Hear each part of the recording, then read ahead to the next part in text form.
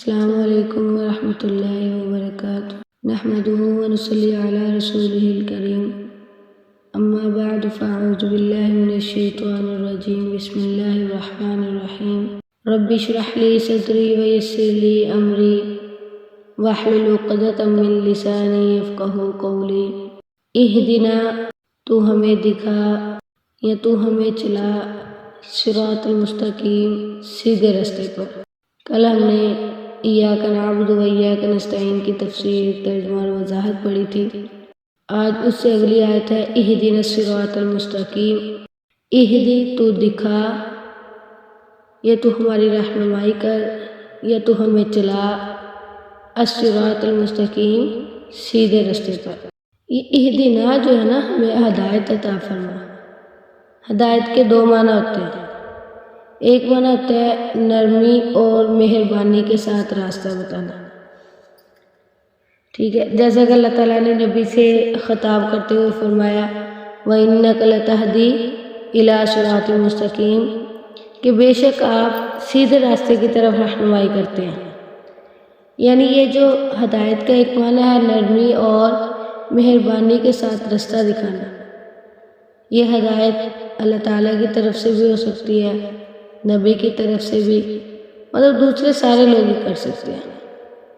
اور ہدایت کا دوسرا معنی ہوتا ہے توفیق دینا، تو یہ صرف اور صرف اللہ تعالیٰ کے اختیار میں ہے کہ سیدھے راستے پر چلنے کی توفیق دینا۔ تو پیچھے ہم نے پڑھا تھا ایاک نعبد و ایاک نستعین کہ ہم تجھ ہی سے مدد مانگتے ہیں۔ کس چیز کی مدد مانگتے ہیں؟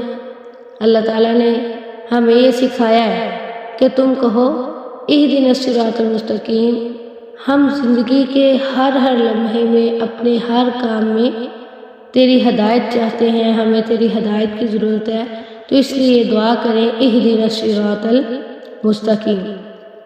یعنی ہم اپنے نفس کی کمزوریوں کی وجہ سے، حسد کی وجہ سے، طمع کی وجہ سے، بخل کی وجہ سے، شیطان کی وجہ سے صحیح راستے پر ہمیشہ قائم نہیں رہ سکتے۔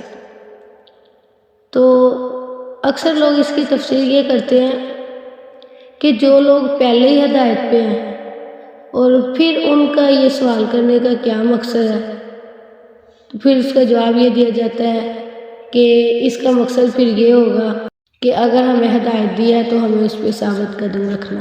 یہ بات بھی ٹھیک ہے کہ مطلب بہت بڑے بڑے علماء ہیں، ٹھیک ہے، محدثین ہیں، نبی گزرے ہیں، جو بھی ہیں، سارے یہ دعا مانگتے ہیں اہدنا الصراط المستقیم، ہمیں سیدھے راستے کی ہدایت دے، ٹھیک ہے، ہمیں سیدھے راستے پہ چلا۔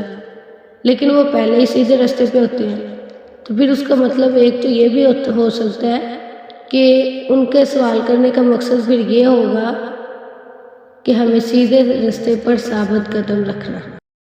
دوسرا اس کا مطلب یہ زیادہ بہتر ہے کہ انسان کو اپنے ہر لمحے میں کسی نہ کسی کام کے متعلق فیصلہ کرنا ہوتا ہے، اس میں تھوڑی سی لغزش ہونا تو انسان بہت دور تک پہنچ جاتا ہے گمراہی میں، ٹھیک ہے، یا اپنا نقصان کر بیٹھتا ہے۔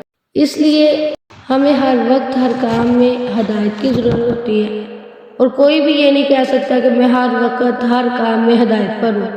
اس لیے اس حقیقت کو تسلیم کرنے کے لیے ہم اللہ تعالیٰ کی ہدایت کے بغیر کسی بھی قدم پر گمراہی کا شکار ہو سکتے ہیں، اس لیے ہم ہر وقت اللہ تعالیٰ سے ہدایت مانگتے ہیں، اور یہ لازم بھی ہے، مانگنا بھی چاہیے۔ اہدنا تو ہمیں ہدایت عطا فرما، کس کی؟ الصراط المستقیم، سیدھے راستے کی۔ صراط المستقیم، سیدھے راستے سے مراد دین اسلام ہے، یہی جنت تک پہنچانے والا واضح اور صاف اور سیدھا راستہ ہے۔ قرآن سے بھی اس کی دلیل ملتی ہے، احادیث سے بھی دلیل ملتی ہے، تو ان سے پتہ چلتا ہے کہ صراط مستقیم ہی اسلام ہے، جو ہمارے پاس کتاب و سنت کی صورت میں موجود ہے۔ اس لیے ہمیں چاہیے کہ ہم ہمیشہ قرآن و حدیث کے ساتھ جڑ کر رہیں، اس سے پیچھے نہ ہٹیں۔ اگر اس کو چھوڑ کر دوسروں کے پیچھے لگیں گے تو ہم سیدھے راستے پر نہیں ہیں، ٹھیک ہے۔